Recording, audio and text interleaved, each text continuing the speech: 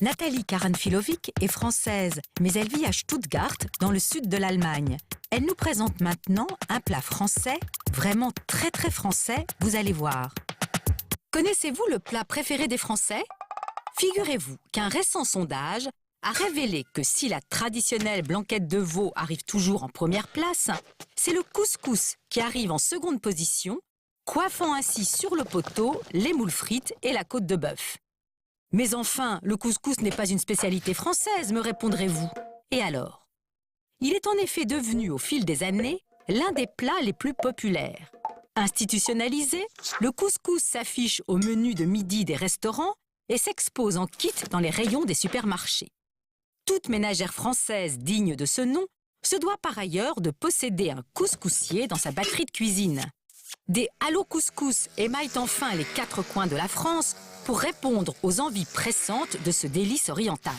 À force, les Français en oublieraient presque que le couscous est au départ originaire du Maghreb.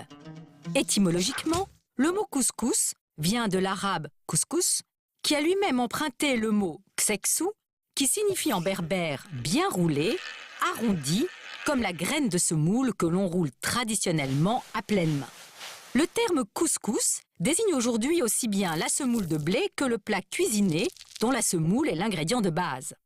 Ce mets se compose généralement d'un bouillon de légumes et de viande, le tout épicé au ras el hanout et relevé d'une pointe de harissa. C'est sous Charles X, et plus exactement en 1830, que les Français débarquent en Algérie et occupent le pays. Ils découvrent alors pour la première fois la graine d'or. Mais il faudra attendre la décolonisation, le rapatriement des pieds noirs, ainsi que l'arrivée d'immigrés venus d'Afrique du Nord dans le début des années 60 pour que le couscous s'installe définitivement en France. Depuis, le couscous est rentré dans le quotidien alimentaire des Français en s'adaptant aux mœurs gastronomiques avec plus ou moins de bonheur.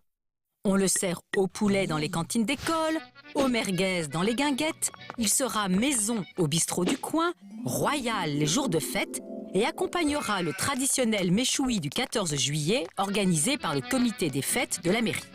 Franchouillard à souhait, il lui arrive même, ô blasphème, d'être agrémenté de côtelettes de porc pour des raisons que le couscous ignore. Mais pourquoi donc le peuple français plébiscite-t-il le couscous avec tant d'ardeur?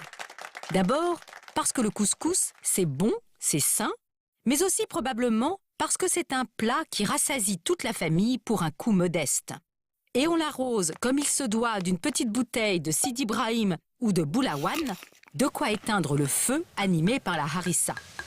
Alors, qui a dit que le couscous n'était pas un plat national ?